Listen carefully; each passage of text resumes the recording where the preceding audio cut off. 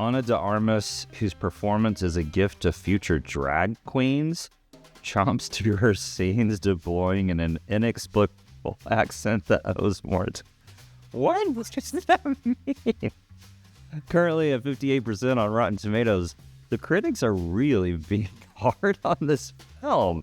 But it's weird because they're saying the acting is great, the cinematography is great, but it's too soap opera-ish and too crazy and over the top. Guys, this is the story. This is the true story that actually happened. I mean, this is crazy. I mean, I don't know. Great performances, great. I don't know what you want. I really don't know what you want. So Eden is directed by Ron Howard and stars Jude Law, who channels Dr. Friedrich Riddle. He's an eccentric doctor of what I have no idea, who lives with his girlfriend and ex-patient, Dory, played by Vanessa Kirby, in the wilderness of the island of Floriana in the Galapagos Islands, which was the island famous for Charles Darwin's writing on his finches. It's the 1930s. During the Depression, they both decide they want to leave civilization behind and live as vegetarian nudists on an island that is near uninhabitable. Uninhabitable? That's not right. Due to lack of water resources and all the volcanic rock around. They want to get away from society and live completely isolated and wait for the world to just self-destruct so they can rebuild a civilization. When another couple arrives to live off the land and also escape society, Heinz, played by Daniel Bruhl, and his wife Margaret, played by Sydney Sweeney, a doctor sees them as a threat to their utopia that they're trying to make and is annoyed by the thought of other inhabitants on the island. He does not like people. What brings you to Floriana? Why, you did. Your story inspired us to leave everything behind and start anew. Did our story involve these little safari outfits and that butterfly net? Apologies, the newspapers said this is how you dress. What newspapers? They've been publishing your letters. You've been a sensation in Germany for over a year now. Did the letter say I came here to be alone? It gets even worse for Friedrich and Dory when the Baroness, played by Ana de Armas, shows up with her two love interests, who decides that she's going to build a hotel on the island and turn the whole place into a Miami Beach-like resort. It kind of sounds a little boring, right? Well, it's really not. Not at all. This is a true story, which I am now kind of obsessed with and have been reading about since I saw the film on Monday, and it's kind of consuming my life right now. And it's absolutely bananas. Before I realized that this was a true story, I was pretty entertained, but then when I put the pieces together, it opened up a whole new rabbit trail of events not in the film that left me pretty shocked and dumbfounded. I went to this film not knowing anything about it at all, didn't even see the trailer, which I'm realizing makes the film so much better when you don't watch trailers. Going to a film fresh with no preconceptions really is the way to watch a film these days. I think marketing kind of ruins movies in my opinion. It'll get you to the theater, but it really waters down the experience. And when you know too much about the movie, you go in with expectations as a reviewer, and your review could kind of be tainted by that. And I think that's kind of what happened with this movie. First, let's talk about the acting here. You have an all-star cast in the film with an A-list director. Jude Law's performance is gritty and raw and a little scary and intense at times. Vanessa Kirby pulls off a combination of vulnerable sweetness but cold-hearted skepticism that you feel is inherited from being around Dr. Riddle too much.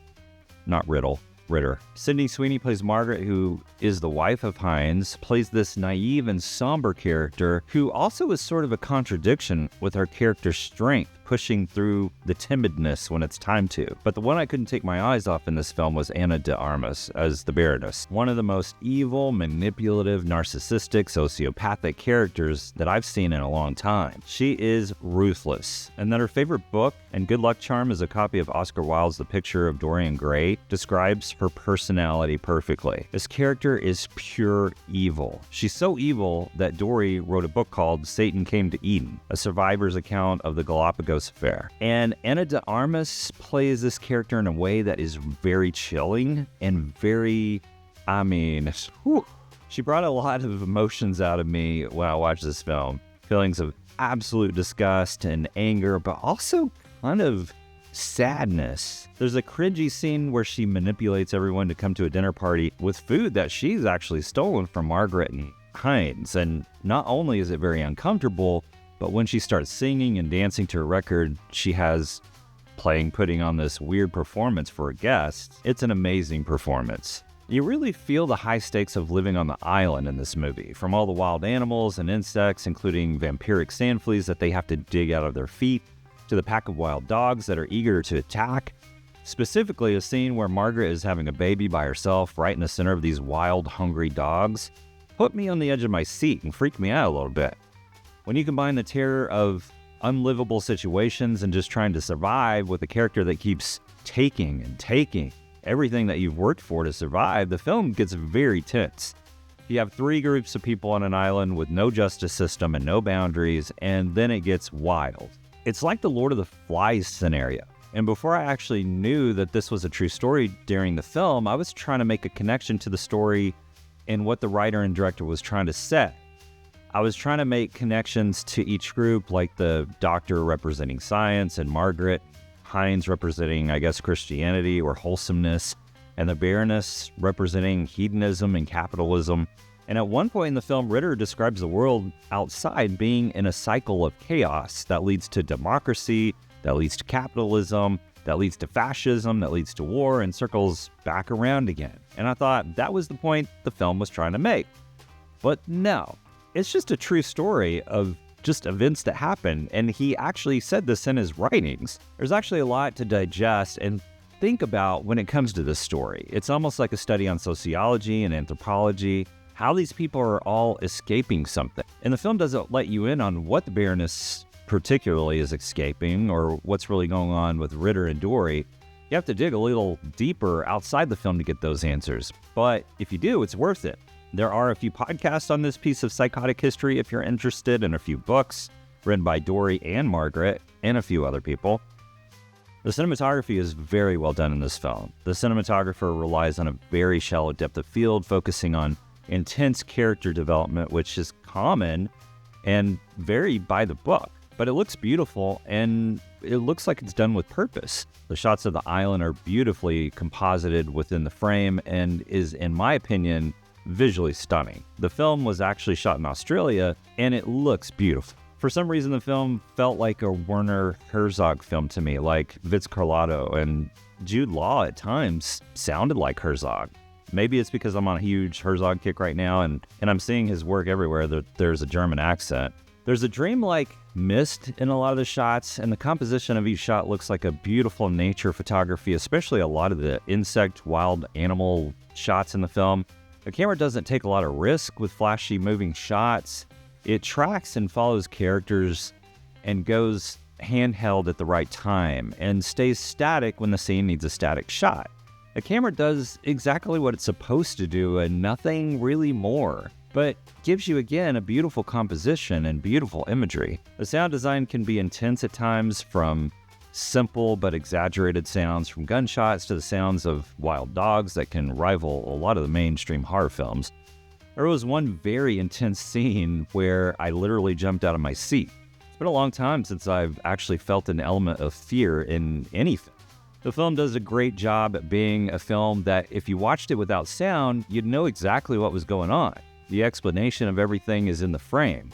It could be a silent movie if it wanted to, and Ron Howard is the director who got me to watch Raiders of the Lost Ark without sound, and it's a real visual experience. He talks about how he actually watched Raiders on a plane without sound, and it changed his filmmaking and the way he sees the frame, and you can see it in this film. And no, the film isn't perfect, but honestly, I couldn't find a lot of flaws on my first viewing.